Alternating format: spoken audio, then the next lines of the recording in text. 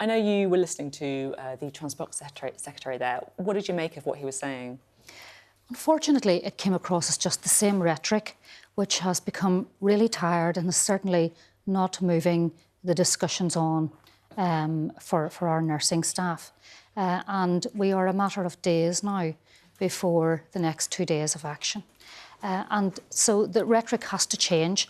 They need to get round a table and start to have negotiations, proper, meaningful negotiations with me on behalf of those nurses. And, you know, coming out with the same stuff saying they value nurses, and again, the absolute overemphasis about the pay review body. Which seems to have become seriously more important to them than fixing the crisis in the health service and protecting the health service and actually getting a resolution to the strike.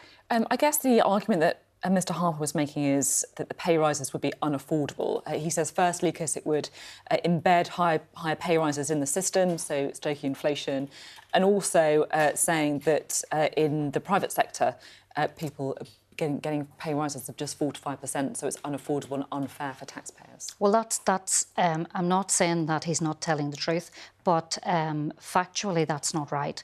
Sounds like you are saying he's not telling the truth. We carried out, got independent economists to carry out a very comprehensive economic study comparing pay rises within the public sector, particularly for nurses, against those in the private sector, and it became abundantly clear within the report that the private sector pay has increased significantly with pay rises and pay increases that have certainly been almost looking enviously at them within the health service. You would say that he's effectively cherry-picking the figures then, just looking at the last year rather than looking back over many years? Yes, and I think that's not the right thing to do in the current crisis that we find ourselves in.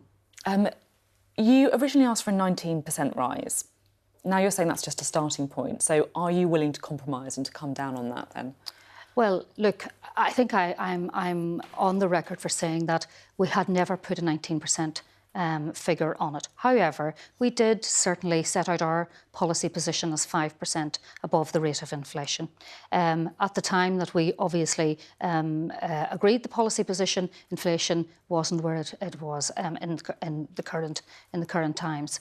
However, everyone knows that the college and myself as the General Secretary has not just extended an olive branch, but in fact I think we've leaned the whole tree in at this stage to say, meet us halfway, get us round a negotiating table. I'll set out my stall for the 300,000 plus nurses that took part in this ballot.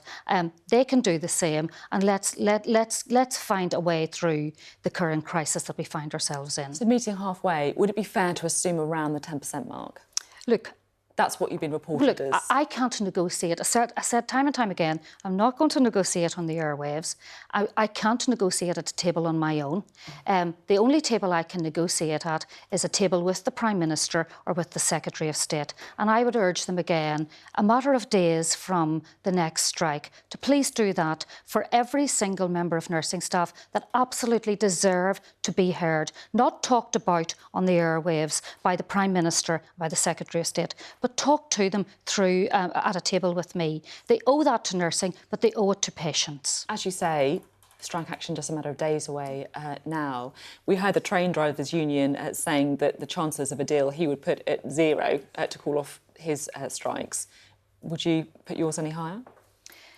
Like every single nurse listening to this programme now and listening over this last months, we live in optimism that something that at some stage that sense will be brought to these discussions by this government. So I'm not going to sit here and lose hope. There's hope for the next number of days that we can get to a table and that we can start negotiating. I'm in communication with the Secretary of State. I'm hopeful that the next time him and I find ourselves at a table, that the discussion will be different, and that we will start to talk realistically about how we can bring things to a conclusion. You say you have optimism. Is there any reason for that optimism? Has anything changed, the tone, the messaging, or is there anything behind it? Well, we certainly had optimism after listening to the Prime Minister over the weekend. on that basis, yes, we thought, look, there must be something that can be addressed for 22-23 pay for our nursing staff, because that's where the dispute is.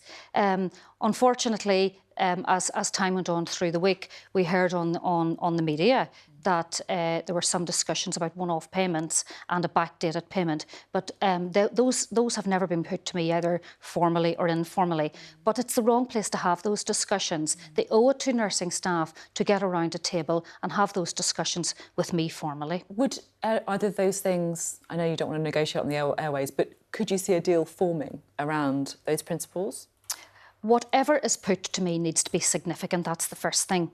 It needs to have long-term thinking behind it, and it needs to have long-term investment.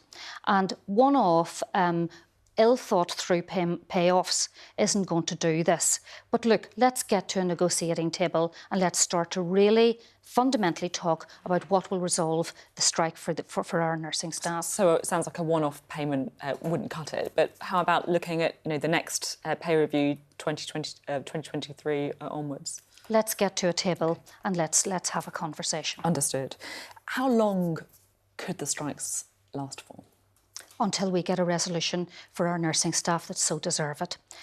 Every single member of our nursing profession deserves more. They deserve better, and they don't deserve to be treated like this by this government. They are saying clearly to me on a daily basis that this government has turned their back on them. A profession that carried us through the pandemic and long before it. The nursing profession is in crisis as a consequence of how they've been treated. We have long waiting lists. The health service, it's well documented, is in crisis. The only way to resolve the crisis in the health service is to actually retain and recruit our brilliant nurses that we have got, keep them and recruit more in. And that can only be done by this government sitting down and talking to me. But you're saying that you'll keep going with strike action until you get what you want? I believe our nursing staff will. They believe that this is their opportunity to speak up on behalf of their patients and try and do something to address the staffing levels. 47,000 vacant posts in this country alone, and every single nurse coming on duty night and day feel that. But more importantly, our patients feel it. So this is our time to speak up and have our voice heard on behalf of our patients, and that's what every nurse is trying to do now. This is a really difficult question to ask you, but I am interested on your opinion on it. Do you feel that the strike action is putting lives at risk?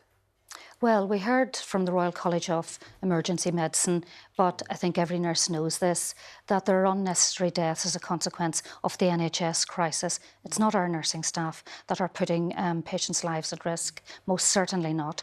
And I think the Secretary of State actually admitted himself that on the days of strike action, the Royal College of Nursing delivered that action with a very safe and steady hand, and there was nothing reckless about how we managed to do that. We exempted emergency and urgent care services from our strike. We'll continue to do that. We will do nothing that will add any further risk or any further unsafe care to our patients. That's what we're about, and that's what we'll continue to do. And just finally, what kind of things are nurses seeing in the NHS right now? Just give it as a sense of how you see the state of the NHS. The NHS, and I've been a nurse for 42 years, and I speak to our profession every single day. They would say that it was difficult difficult being a word that I'm using lightly during the pandemic, but it's nothing like it is now. It's worse. It's absolutely worse now. Worse than during the pandemic. They are working in an incredibly fragile, critical state every single day with a very depleted workforce, but they themselves are emotionally, psychologically and physically depleted, having gone through 2 years of the pandemic. They are working excessive hours, very, very long hours, in very unsafe conditions. Unsafe, so people are dying unnecessarily is what you're saying? Well, we've heard from the Royal College of Emergency Medicine that people are dying unnecessarily. That's not the way we want our patients to be treated. It's not how the people of this country should be treated. And we ought to be doing better. We ought to be delivering a health service that actually is the envy of the world. But unfortunately, I believe this government has not just let patients down and our profession down, but actually they're letting the NHS down. Okay. Thank you very much indeed. Good to talk to you.